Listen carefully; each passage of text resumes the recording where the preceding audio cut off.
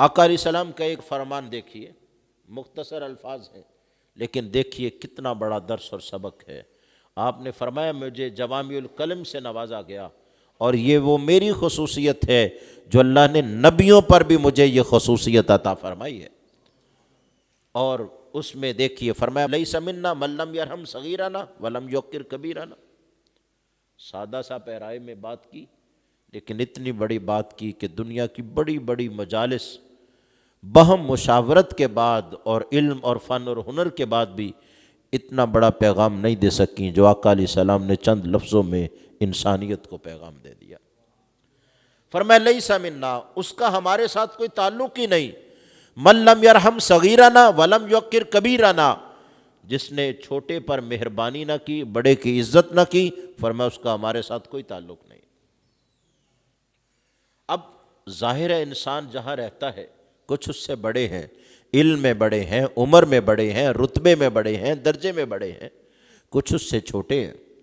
اس کے چھوٹے بہن بھائی ہیں، اس کے خاندان کے لوگ، اس کے ساتھی، اس سے سیکھنے والے، اس کی اولاد، اس کے شاگرد، اس کے ارادت مند۔ اب ظاہر ہے جہاں رہتا ہے کچھ اوپر ہیں کچھ نیچے ہیں، تو آقا علیہ السلام نے چند لفظوں میں سارا ہی پیغام دے دیا۔ فرمایا بڑے کی عزت نہ کی، چھوٹے پر مہربانی نہ کی تو ہمارے ساتھ کوئی تعلق نہیں ہے۔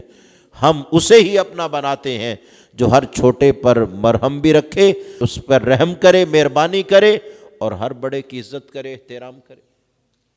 ظاہر ہے جو بڑے بھائی کا احترام کرتا ہے وہ چاچا کے خلاف بھی کبھی زبان نہیں کھولے گا،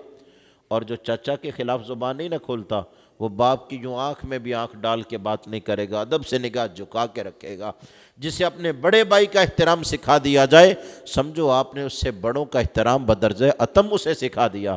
اور جسے ہم اس کے بڑوں کا احترام کی بجائے یہ سکھائیں یہ تمہارے شریک ہیں، ان کے ساتھ تم نے مقابلہ رکھنا ہے، خیال رکھنا ہے، ان سے آگے بھاگنا ہے، اور ان کی بات پہ کان نہیں دھرنا۔ آج وہ چاچا کے خلاف بولتا ہے، کل باپ کے خلاف بھی وہ زبان کھولے گا، کیونکہ بندہ جس درجے میں ہو اسی میں ترقی کرتا ہے۔ اگر بڑے کا ادب سکھایا جائے تو اس سے بڑے کا بھی ادب کرے گا، اس سے بھی بڑے کا کرے گا، اور چھوٹے پہ شفقت سکھائی جائے پھر شفقت در شفقت چھوٹوں کو وہ فیض بانٹے گا۔ ملازم حقدار ہے کہ اس کا مالک اس پر مہربانی کرے، اس کے لیے آسانیاں ڈھونڈے، اور مالک کا حق ہے کہ ملازم اس کی عزت کرے، اس کا احترام کرے، اس کے دیے ہوئے کام کو محنت کے ساتھ ادا کرے۔ اور جب معاشرے میں یہ بات تشکیل پا جائے اور اس بنیاد پر معاشرہ کھڑا ہو جائے اور ہر چھوٹے پر مہربانی کرنا، بڑے کی عزت کرنا ہم اپنا شیوا بنا لیں تو خود بخود ہی معاشرہ تشکیل پا جاتا ہے، امن و سلامتی آ جاتی ہے، ہر طرف بہار ہی بہار آ جاتی ہے۔ وہ گھر جو دوزخ کا پیش خیمہ ہے وہ جنت کا پیش خیمہ بن جاتے ہیں، جہاں ہر وقت کانٹے اگتے ہیں وہاں پھول آنا شروع ہو جاتے ہیں، اور نفرتیں جگہ چھوڑ کے محبتوں کو وہاں ٹھہراؤ دے دیتی ہیں۔